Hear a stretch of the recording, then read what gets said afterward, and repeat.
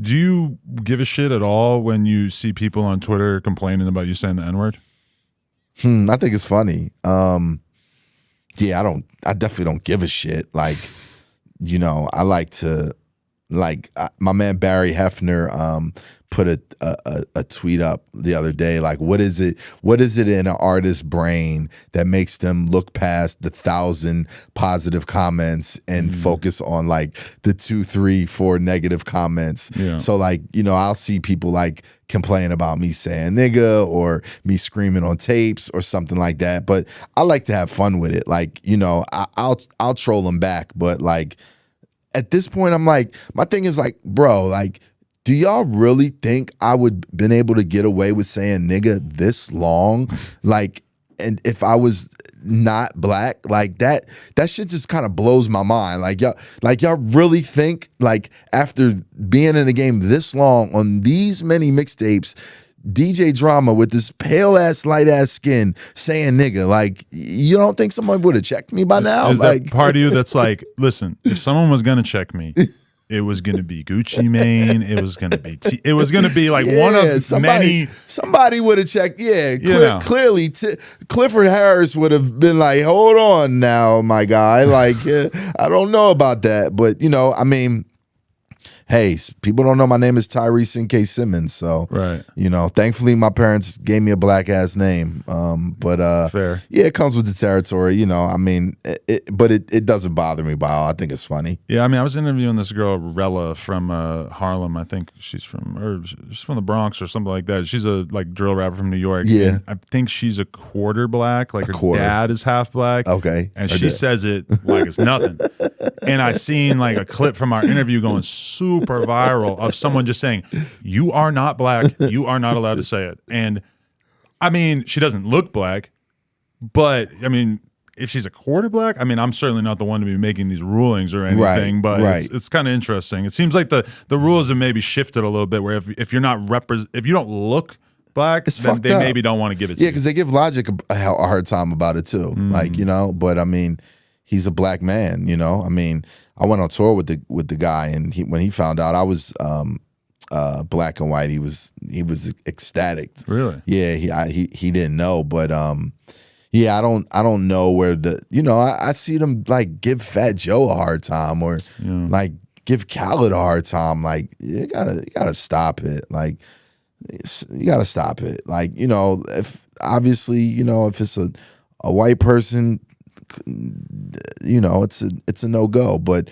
a person of color, like, I don't know. I mean, that's just how I grew up, you know. So, you know, but I'm not the judge and the jury of who can say the N-word and who can't. You know what I mean? It is kind of fascinating the way that the culture just I feel like people are gonna be talking about this till the end of time. Yeah, for sure. I got to check that girl out you're talking about. I'm curious, like, because her father is half black, so, but then her mother is what, white? Puerto Rican, I think. Oh, her mom's Puerto Rican, her dad's half black? Oh, yeah, I mean, and she's from New York. Like, she probably grew up saying nigga her whole life. Oh, for sure. Yeah. Yeah, when I'm like seeing like she's from the projects. She's like she grew up in an environment where she probably almost never had anybody tell her not to say it until she got relatively well known. Right. You know? She looks white?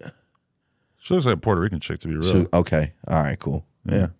Interesting. Yeah. But okay. What are your thoughts on the media's role in curating music at this point? Because I heard you talking kind of fondly about the Not Right days and the blogs and everything, and how, you know, and even before that, like the magazines and everything, there were all these forces in hip hop that were kind of doing the best that they could to tell you what was important. And I mean, when you look at a lot of like, if you pick up an old XXL magazine, it will astound you how transparent the relationship is between the advertisers and the content. Like, oh, the exact people that you guys are covering are also the people who have multiple full page ads. I'm sure that's a big coincidence.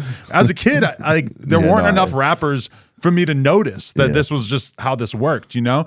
And I feel like things have changed a lot where, you know, you got playlists now. Yeah. Feels like that shit's all bought and paid for. I don't know exactly how it works, but like, how do you feel about that? It feels like maybe there's no tastemakers, or at least not that many. Yeah, I mean, I said a long time ago, like, you know, there's not enough gatekeepers in hip hop. Like, who's letting these whack niggas in the door. Somebody got to stop giving out the combination.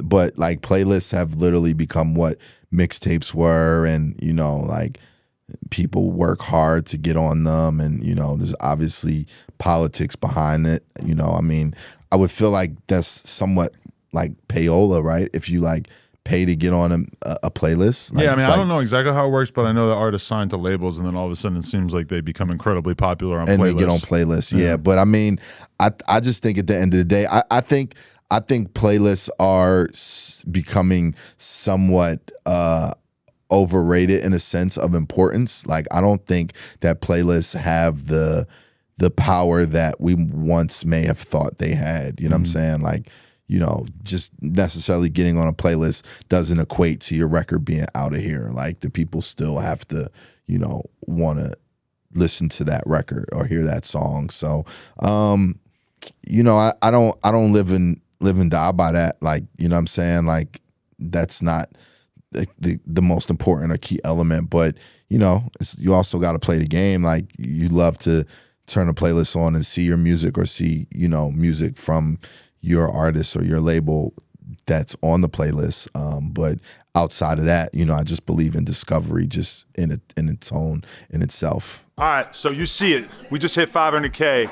You know what that means? That means you gotta subscribe and get us to 600K, because we are dangerously close to 666K. Let's go.